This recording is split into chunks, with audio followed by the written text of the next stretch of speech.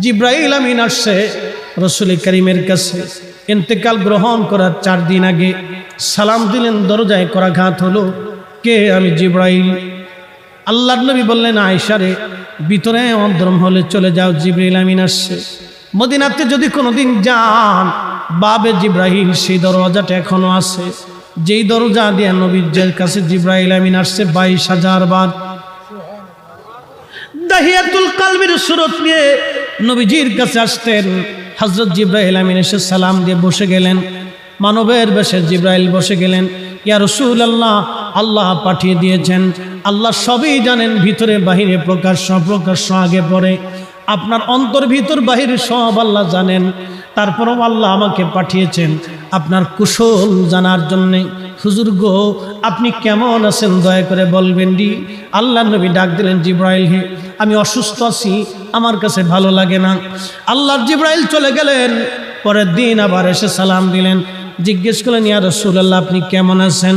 জিব্রাইলকে নবীজি বললেন, জিব্রাইল রে, আমি তেমন ভালো নাই, শরীর অসুস্থ, আমার ভালো লাগে না, অসুস্থতা আরও বেড়ে গেছে।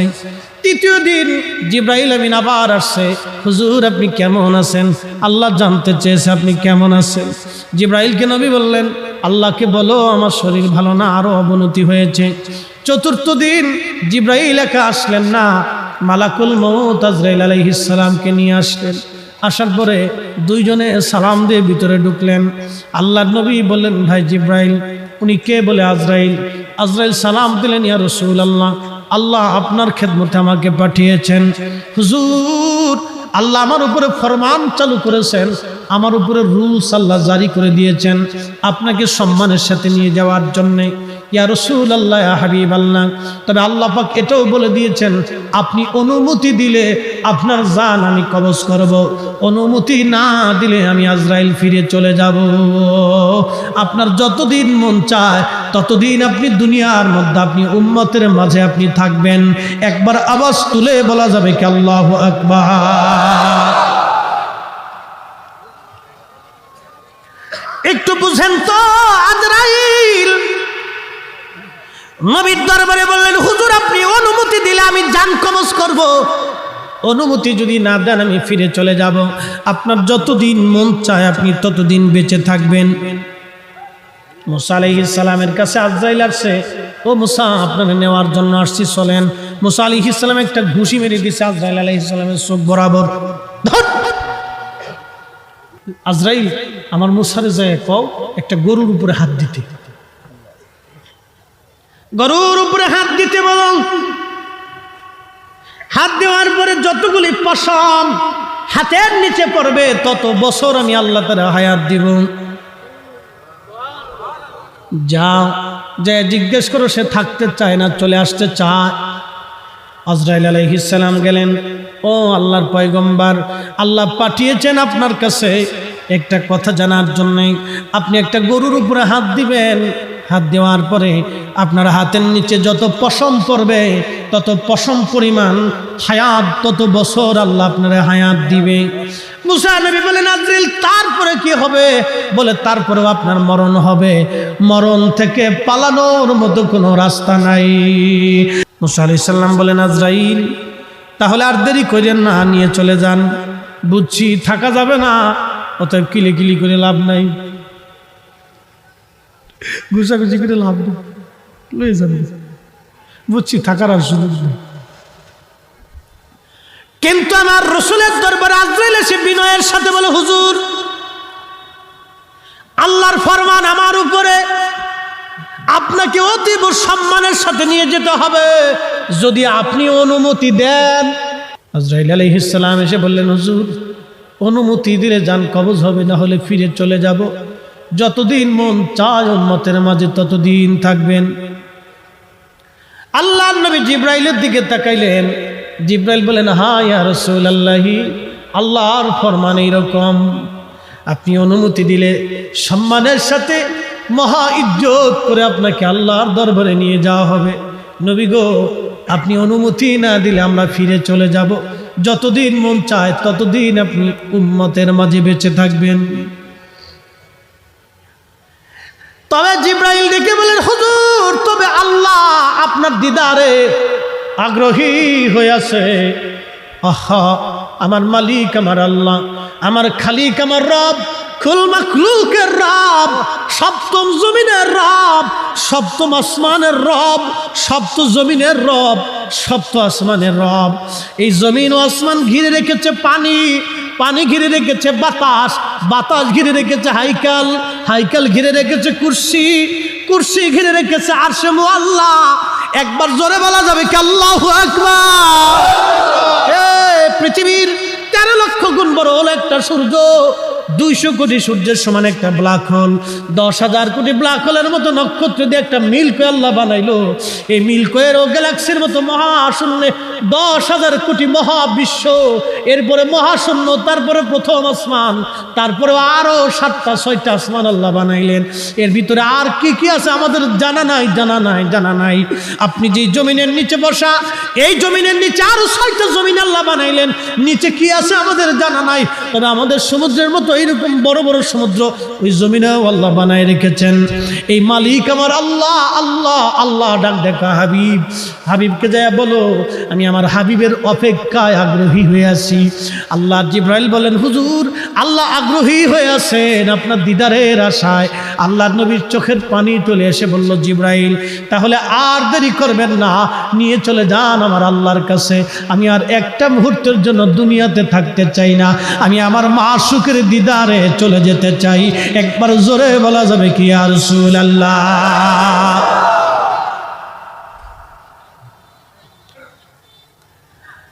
আজরাইল আলাইহিস সালাম আল্লাহর হাবিবের বক্ষ বরাবর হাত রাখলেন। কষ্ট হচ্ছিল নবীজির, ডেকে বলেন আজরাইল একটু আসানে কি হয় না? বলে ইয়া রাসূলুল্লাহ আপনার চাইতে এরকম আসানে আগে কারো জান কবজ করি নাই, আপনার পরে আর কারো জান কবজ হবে না। নবী গো সবচাইতে বেশি আসান আপনাকে দেওয়া হচ্ছে, আপনার ব্যাপারে আল্লাহ আমাকে সতর্ক করে দিয়েছে। একসাথে জোরে বলা যাবে কি আল্লাহু আকবার? হায় হায় কত বড় দামি নবীর উম্মত, হ্যাঁ এখনো সুদ খায়। কত বড় দামি নবীর উম্মত এখনো ঘুষ খায়। কত বড় দামি নবীর উম্মত এখনো মানুষ ঠকায়। কত বড় দামি নবীর উম্মত এখনো মালে ভেজাল দেয়।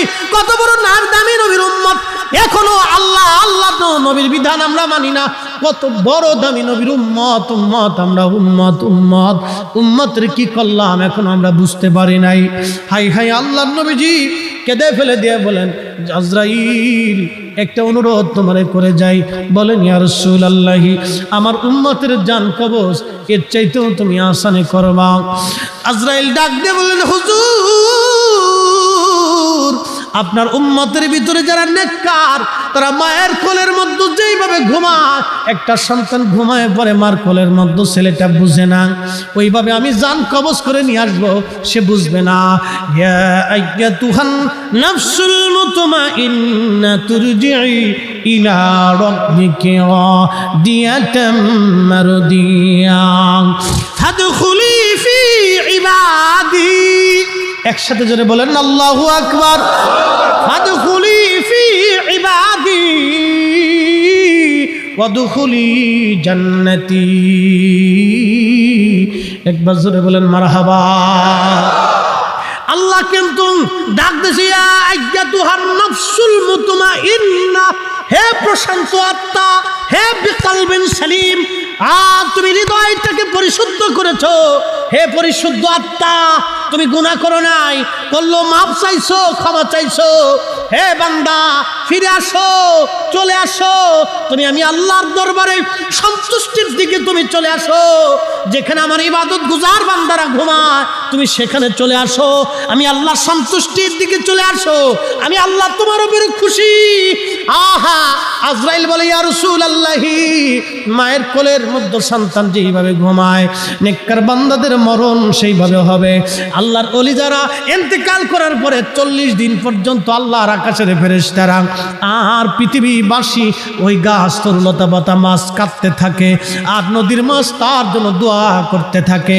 একবার জোরে বলা যাবে কি সুবহানাল্লাহ।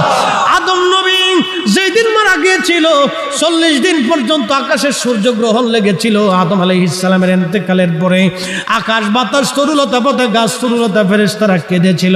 আদম আলাইহিস সালামের ইন্তেকালের করার পরে, আল্লাহর নবীর ইন্তেকালের পরে সব সৃষ্টিগুলি কেঁদেছিল। আপনারা জানেন না, নবী যেই দিন মায়ের গর্ভে তশরিফ এনেছিল সেদিন মাছ, সমুদ্রের গভীরের মাছগুলি সমুদ্রের কাছের মাছের কাছে আসছে, বড় মাছগুলি ছোট মাছের কাছে এসে শুনছো আখিরি নবী রাহমাতুল লিল আলামিন মায়ের গর্ভে তশরিফ এনেছে। একবার জোরে বলা যাবে কি আল্লাহু আকবার। প্রিয় মুহতারাম উপস্থিতি, রবির বাজারের মুসলমান, মাইকের আওয়াজ যত দূরে যায় শুনে যান বাবার কথাগুলি। আল্লাহ বলেন ফাযকুরুনি, আমাকে তুমি স্মরণ করো। কিভাবে করবে?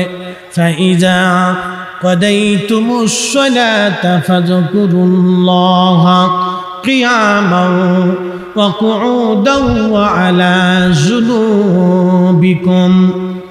আল্লাহ বলেন তুমি সালাত শেষ করছো, তার মানে অর্থ না তুমি যে নামাজ পড়েছো এখানেই শেষ না বান্দা, না। তুমি সালাত শেষ করার পরে তুমি আমি আল্লাহর জিকির করবে। দাঁড়ায় রইছো, দাঁড়ায় দাঁড়ায় করতেছো। তুমি হাঁটতেছো, হাঁটতে হাঁটতে জিকির করো। তুমি দোকানে বসে বসে ব্যবসা করো, দোকানের ব্যবসায় বসে বসে তুমি জিকির করো, আল্লাহকে স্মরণ করো। তুমি মাঠে কাজ করো, আমি আল্লাহকে স্মরণ করো। তুমি যেখানেই থাকো না কেন আমি আল্লাহকে স্মরণ করো। দাঁড়ায় রইছো, দাঁড়ায় দাঁড়ায় করো। বসে রইছো, বসে বসে করো। শুয়ে রইছো, শুয়ে শুয়ে করো। আল্লাহ 3 হালতে আপনাকে আল্লাহর ইয়াদ করার কথা বলেছেন। আমার হযরত পীর কেবলাদার হুজুর একটা কথা বলতেন, বাবা চির সুখী যদি হতে চাও, চিরদিন যদি সুখের মধ্যে থাকতে চাও, তাহলে দুনিয়ার জগতে অধিক পরিমাণে তুমি কেঁদে যাও, দুনিয়াতে অধিক পরিমাণে কেঁদে যাও। যদি চির সুখী হতে চাও, চোখের পানি ছাড়া আল্লাহর ক্ষমার আশা করা যায় না। কথা বলেন ঠিক কিনা?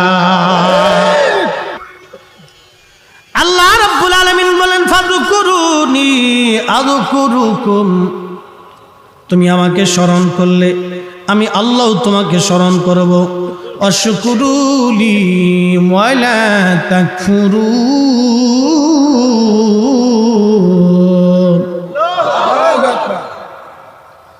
আল্লাহ রেখে বলেন বান্দারে তুমি আমার শুকর করবে না, শুকরিয়া করবে না, কৃতজ্ঞ হবে না।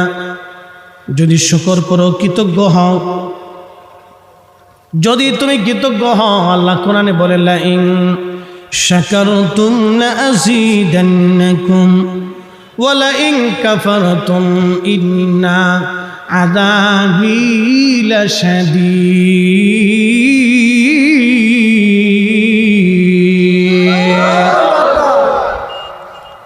আল্লাহ বলেন যদি তুমি কৃতজ্ঞ হও তোমার নিয়ামত আমি বাড়ায় দিব।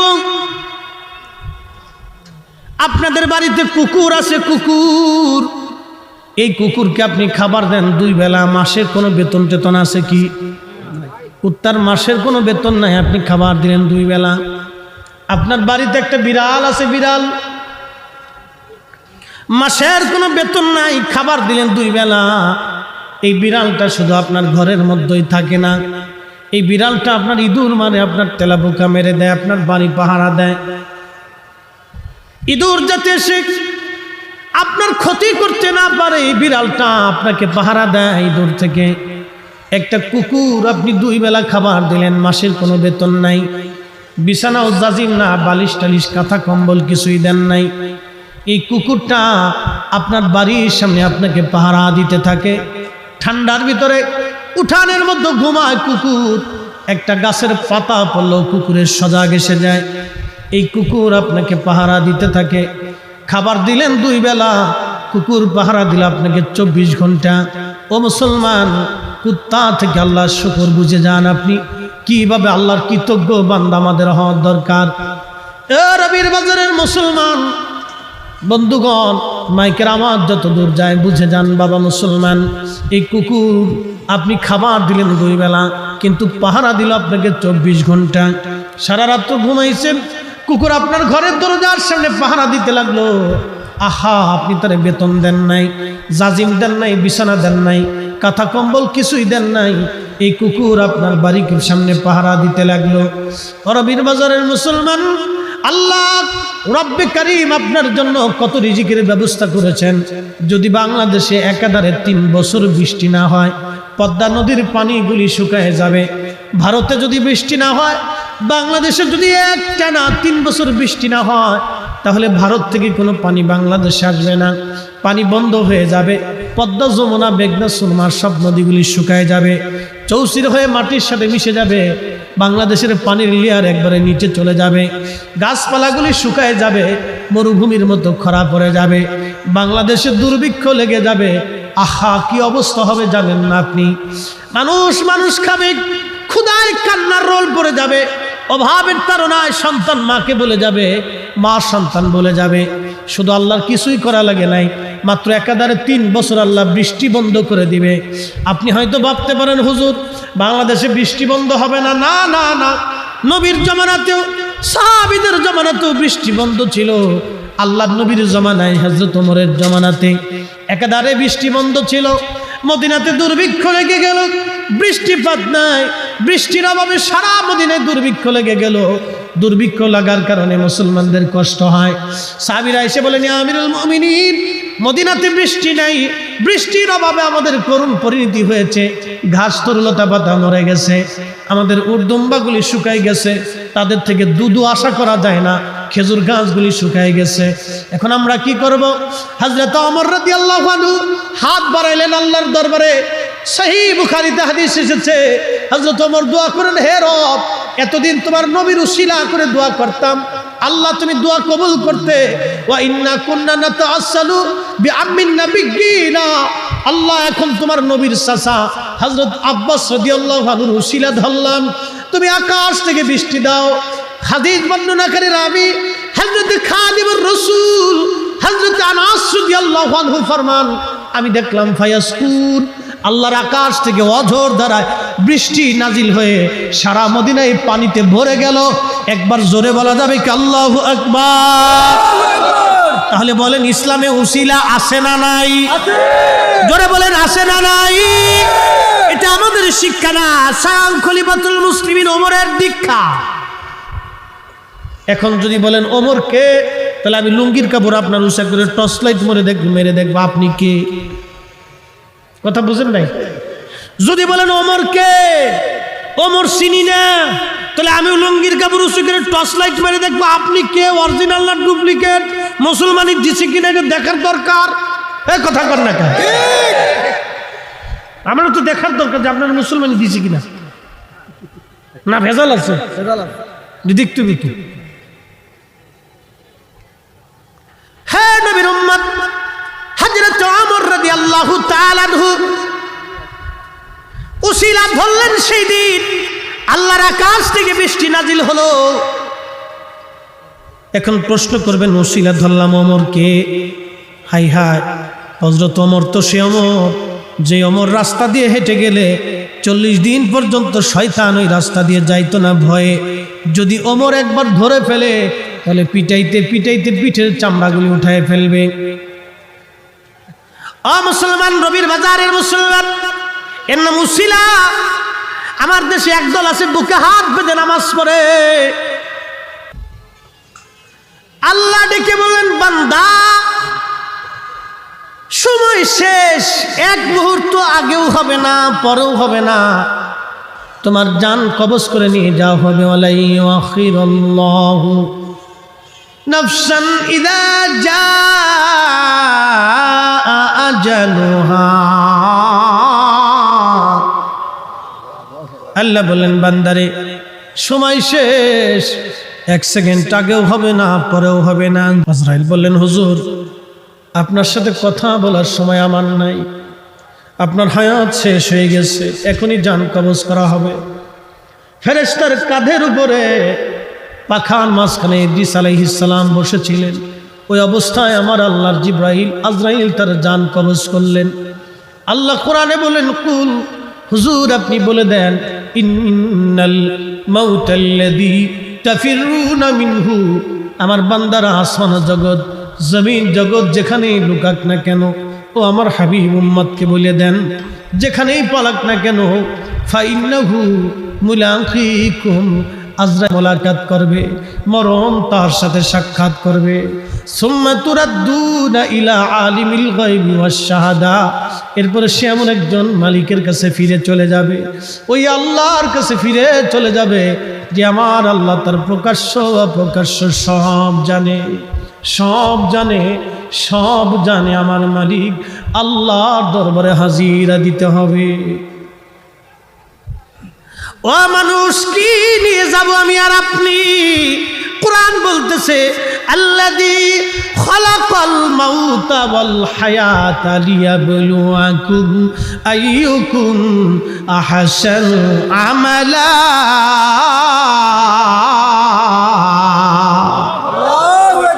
আল্লাহ বলেন, বান্দা তোমার হায়াত সৃষ্টি করেছি, মরণ সৃষ্টি করেছি, হায়াত সৃষ্টি করেছি, মরণ সৃষ্টি করেছি। তোমার হায়াতের গণ্ডি শেষ হয়ে যাবে রে বান্দা। আমি আল্লাহ যখন ডাক দিব, থাকার আর সুযোগ তোমার নাই।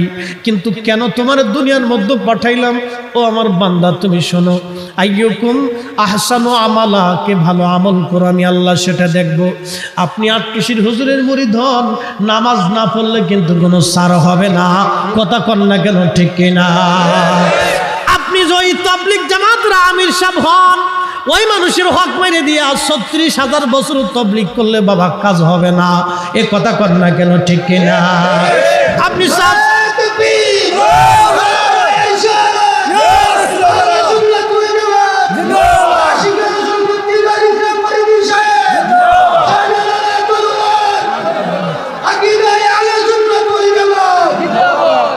ও নবীর উম্মত শুনিয়া রাখেন, আপনি সাহেব কেবলা আল্লামা ফজলুল সাহেবের মুরিদ হন, আপনি রোজা না রাখলে কিন্তু কাজ হবে না।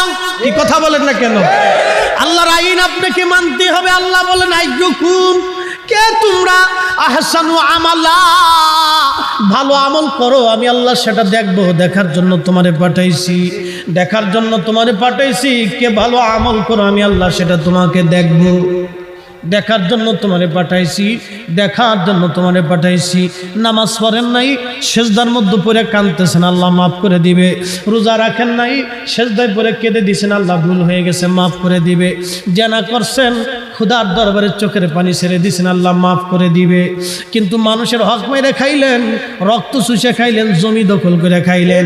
আমার দেশে বহু ভাই আছে, বোনের জমি বুঝাই দেয় না। বোন আইসে দুয়ারে দুয়ারে ঘুরে কয়, ভাই দিবি না? কয় পরে নিস। পরে নিতে নিতে ভাই কবরে চলে গেছে, বোনের জমি দেয় নাই। এরকম বহু ভাই বাংলাদেশে আছে না? না।